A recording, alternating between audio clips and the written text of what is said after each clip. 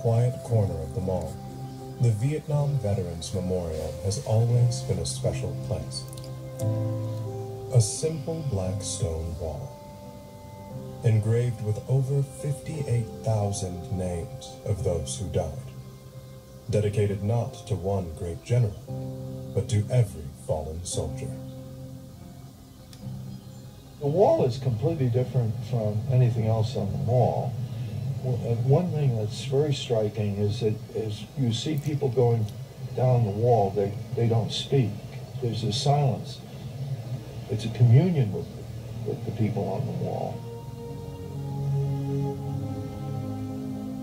It was a design that provoked the same conflicting emotions as the Vietnam War itself. The wall began in controversy. I mean, it was a monument like no other. Some called it the Black Gash of Shame. But since its dedication in 1982, it's been embraced by friends and family, strangers and schoolchildren, transforming the mall into a place where history becomes personal and the personal becomes eternal. From the day it opened, people interacted with the wall in a direct way. Many felt compelled to leave things behind. Objects start appearing along the bottom of the wall, and the objects are American flags, packages of cigarettes, cans of beer. Some of the objects are ordinary, some extraordinary, all made sacred by the simple gesture of placing them at the wall. Nobody is expecting this. There's no provision for it. The first ranger who picks the first objects up has the sense to say, we can't throw this away. With the items piling up, the National Park Service had to act. Realizing that these offerings were now a part of the memorial itself, the Park Service moved to save them for posterity.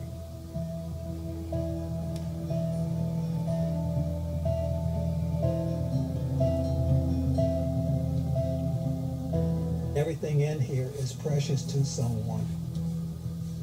You don't find things made of precious metals, but they're precious because it meant something to that individual. The Vietnam War did not just impact service members. It also had an impact upon the family, upon the friends, associates.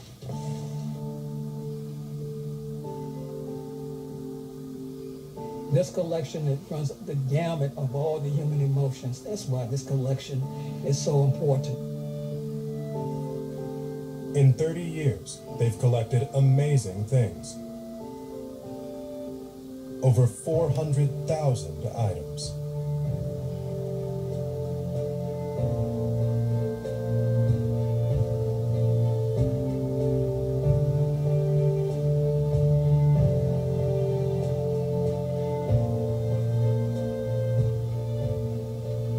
We really get a snapshot into people's lives, people's emotions. The wall and this collection were really fundamental in the healing process of the Vietnam War. And it was a place for a lot of veterans to come and get closure over scars that they had held on to for 30, 40, 50 years. And you see that every day reflected in the artifacts. The curators work 40 hours a week, cataloging every single item that comes through the door. And each has its power. But once in a while, the staff comes across something truly exceptional. On Memorial Day 2013, a simple plastic bag was left at the base of the wall. We weren't expecting anything special when we found it. It was all placed in this blue album cover. But once we opened it and started going through it, we really realized that we had something special. It's probably the most complete portrait we have of the life of someone who is on the wall. But who left the scrapbook and why? Most of our offerings come completely anonymous, but in this case, the person who brought it to the wall left us a letter explaining the circumstance in which he found it.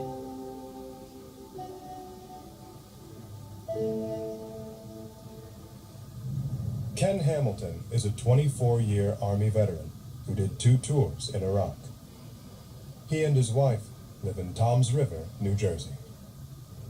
This is the place where I found the items. All the boxes were here piled up at the curbside for garbage pickup, right here.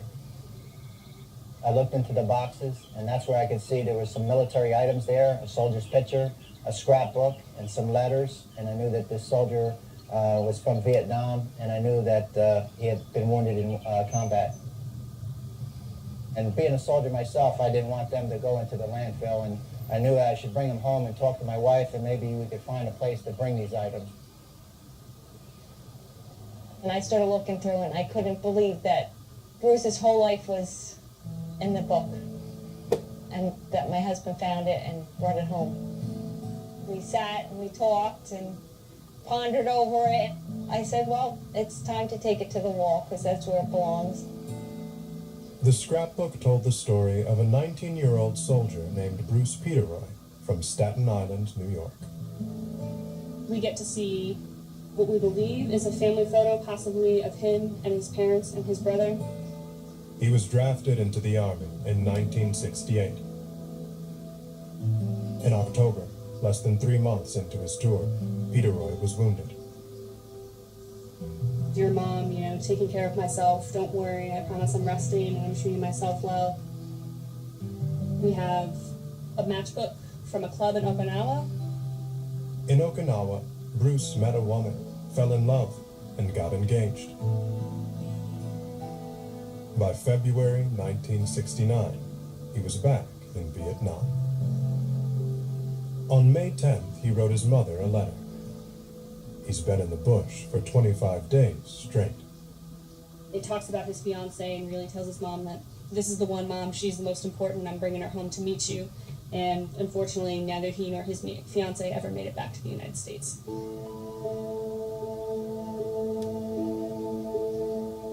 2 days after writing the letter, at 4:45 a.m., Bruce Peteroy was killed in an ambush. It was a week before his 21st birthday. It's a soul up on that wall, not just a name, not just a number. It's a family member, a brother, a sister, an aunt, an uncle, a son, a daughter. The wall gives a voice to those who died. It provides a place for loved ones to memorialize their own. And it is home to those that might have otherwise been forgotten.